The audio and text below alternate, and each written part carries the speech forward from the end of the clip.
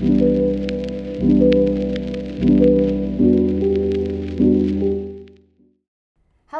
and welcome to another podcast of Everything Imaginable with Hackley Public Library.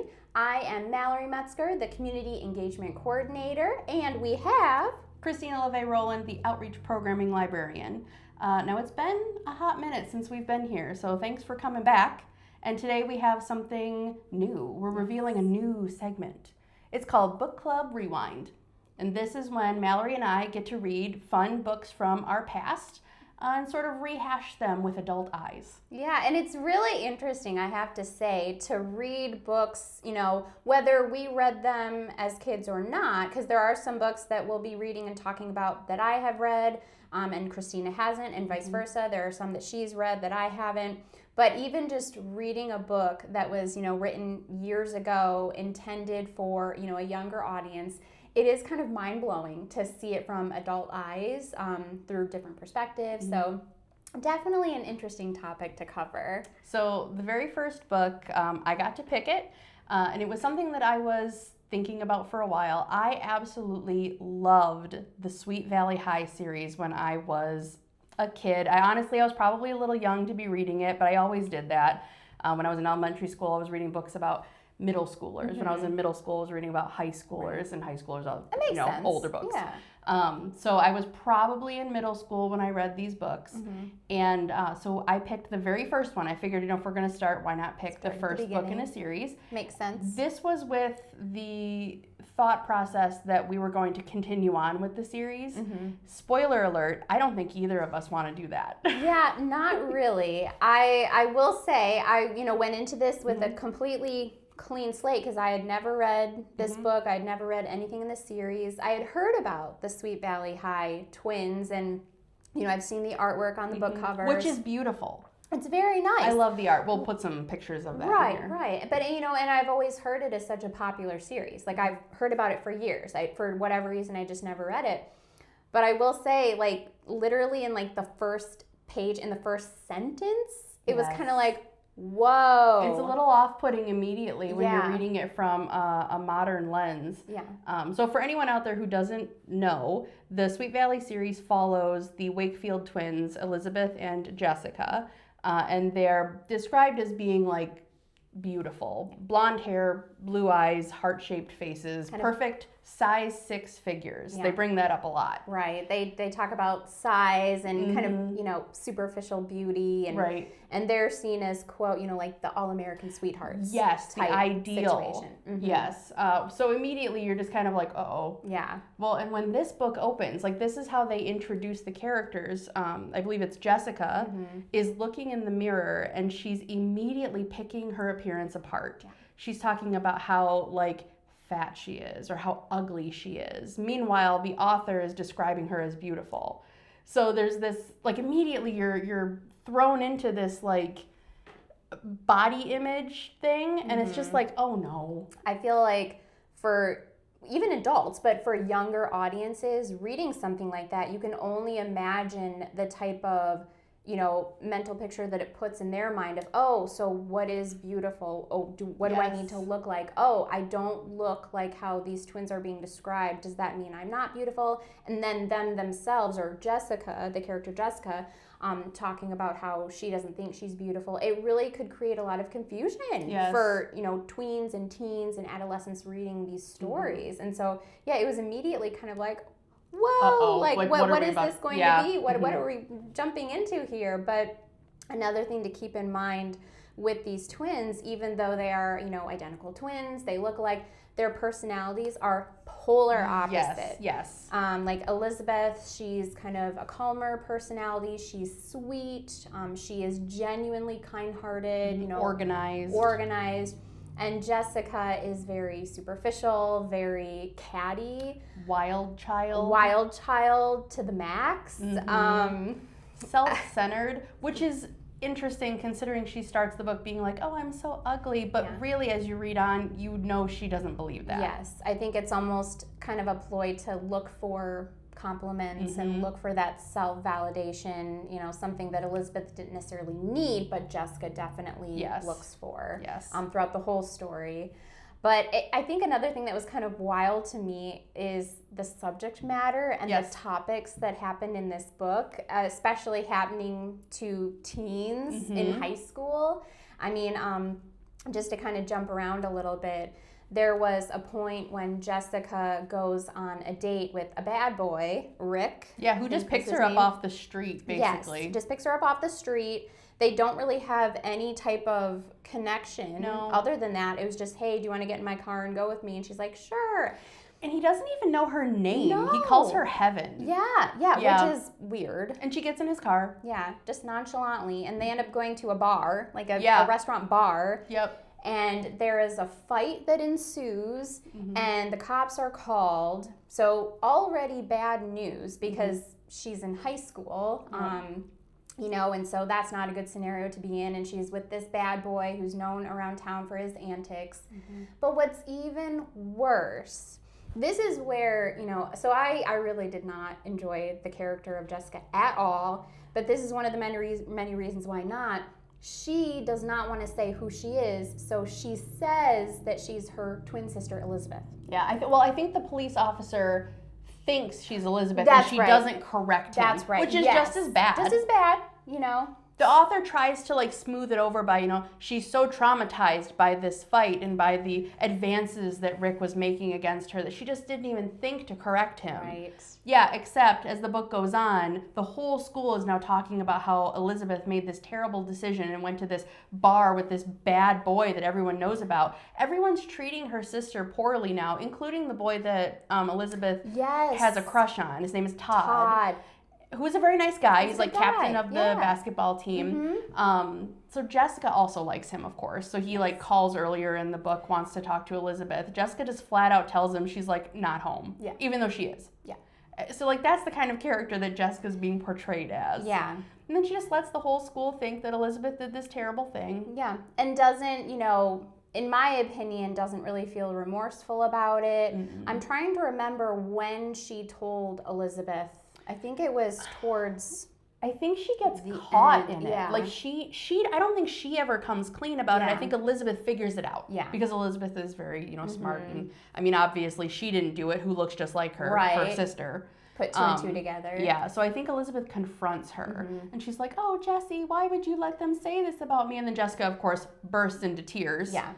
Because that's her, like, manipulation tactic. I can't describe it as anything else but a manipulation tactic. It's very sociopathic, honestly. It feels that way. Truly, to be reading this, it does seem like pretty heavy material. And I think that was one thing that was shocking. But I don't know what was more upsetting is Jessica's behavior or Elizabeth kind of being like, oh, it's fine, I forgive you. Just very nonchalantly, like not holding her accountable. I mean, it was actually very upsetting reading it. You're wanting to like shake the book and be like, what are you doing? I know, you're kind of like, Elizabeth, stop being a doormat. Yeah. Because it was a multiple accounts throughout the book of Jessica either throwing Elizabeth under the bus or using manipulation to make herself look better and Elizabeth look bad or other people look bad. And all the while, anytime these things come into light, there's still no accountability. It's kind of like, oh, well, you know, I forgive you. Or, oh, don't feel bad, you know, it's okay. And so it was very, I mean... Jessica gets away with a lot, and it's really frustrating as a reader, as an adult reader, I should say. As a kid, you probably think Jessica's very cool. You know, or like... I don't know how to describe it. Like she's like the cool twin, which is not cool. Well, and see, that's what is so interesting about reading this book as an adult versus if a child or a teen were to be reading it, because you do see it through a different lens. You see it through experiences that you've had. You see it through things that you've seen others, you know, go through. And so you kind of gauge it differently. It feels different. The scenario, it has a whole other vibe. Well, there's that whole scene where the twins have to share a car. It's like a fancy little sports car. And it's revealed that Elizabeth has to drive because Jessica got into an accident. So Jessica, of course, is like, that's not fair, even though, like... But it is fair. You literally got into an accident. Anyway, so Elizabeth drives them to school. I think Jessica deliberately picks a fight with her for something so that they can make up. Jessica hugs her, takes the keys out of her pocket. She's a pickpocket. Yes.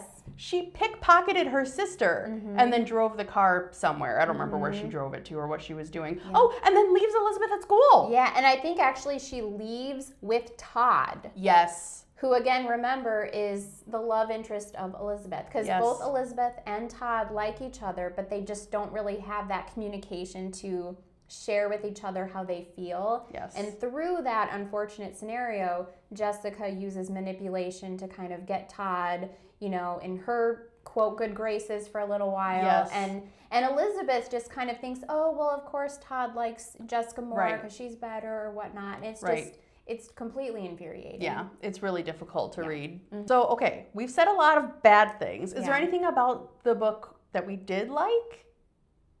It's harder to come up with that.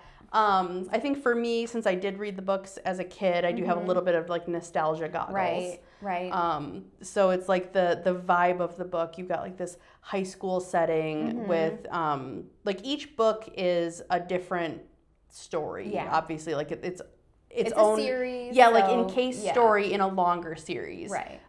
So there was a lot of like nostalgia for me in that. It takes place in California. I feel like they described that well. You kind of want to go there. In the valley, you know, it's kind of, it has a particular setting, it's a tone, and that's interesting. Like I do like when a book can be descriptive as far as like scenario, you know, the scenery around you and the setting. I do really like that. Yeah, me too.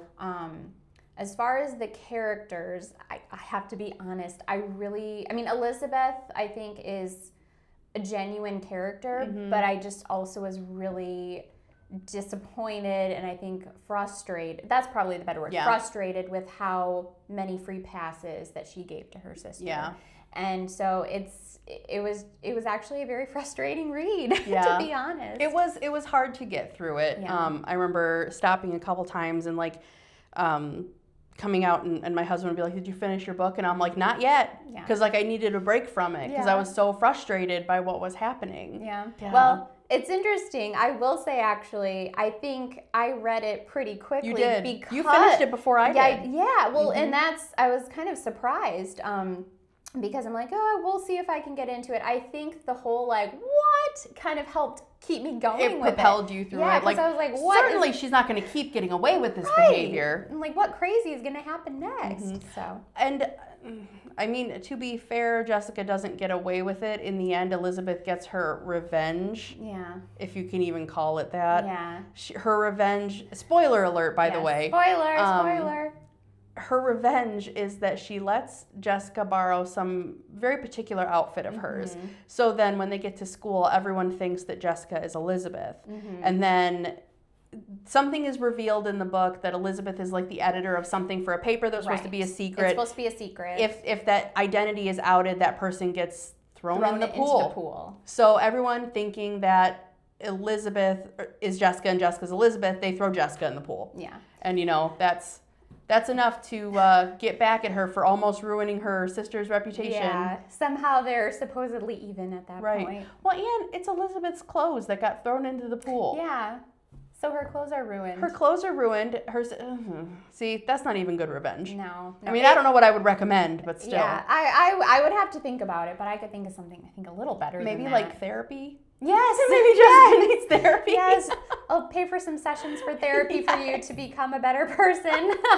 Maybe. Or like maybe the parents could step in a little bit more. Yeah. But they did sort of point out that the parents are both very busy people. Yes. I think the dad's a lawyer and the mom's an interior designer or something. You know, so again, they have those sort of like idyllic like careers. Yeah. But then there was even that other kind of second plot happening where there was supposedly thoughts of their dad was having an affair with his coworker. He was working long nights with an attractive female lawyer. Like they had to keep mentioning she was attractive. Yeah. Yeah, and their mom was not like upset that he was spending time with this woman for work. Like they wanted the mom to be mad. Yeah. It's like, sorry, she's secure in her relationship. Right. I almost felt like it was I mean, I understand it was a story plot, but it was like trying to look for problems and create these issues and scenarios. And then they were all having conversations amongst the siblings and not directly even going to the parents. I'm like, why not just say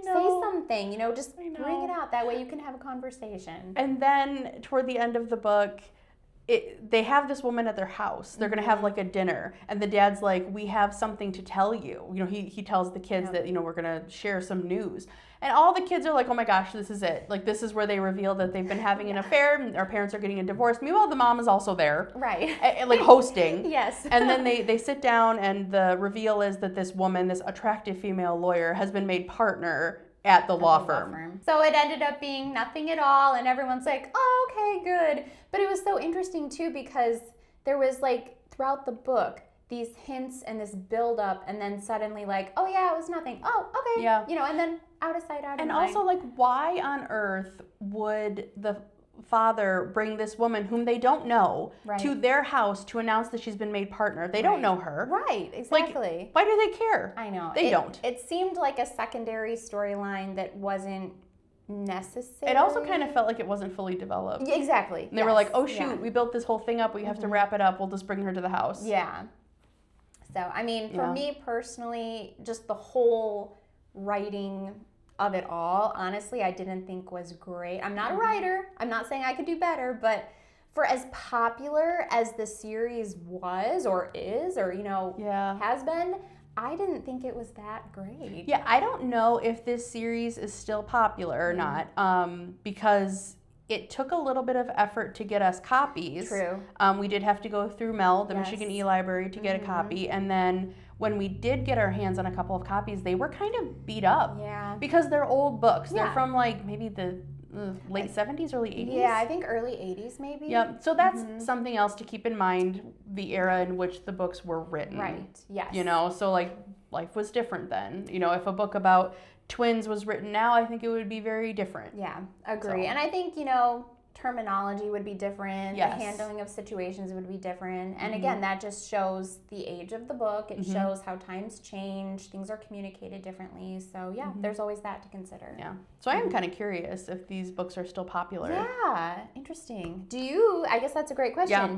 Do you read Sweet Valley High? Have you read Sweet Valley High books? What are your thoughts? You know, let us know in the comments. We'd be very curious to hear about others' opinions. Yes. Did we offend you? Yes. We apologize Hopefully if not. we did. Hopefully it's more of like a discussion and less of a bashing session. Yes. But you know, hey, it's another thing. Books are subjective. We can all, you know, have different opinions about them, but still appreciate the, you know, beauty of reading. Yes. And choosing what we can read. Yes. And it is kind of fun to revisit something from my adolescence. Yeah. Yeah. So, thanks for tuning in again. We appreciate you guys every time that you know, click on one of our videos. And leave comments. That's fun. Yes. Yeah. Definitely leave us comments and watch for more videos to come with the Book Club Rewind. We'll be talking about more of our childhood books that we've read, and yeah, we can't wait to share. Yeah. If you have suggestions for books you would like us to read, like maybe something that you loved or hated from your childhood, and you just sort of want to hear our thoughts, we would love to do that. Yeah, so let us know. That would be really fun. I love that idea. Yeah. All right. Well, we will see you soon, hopefully, at Hackley Public Library.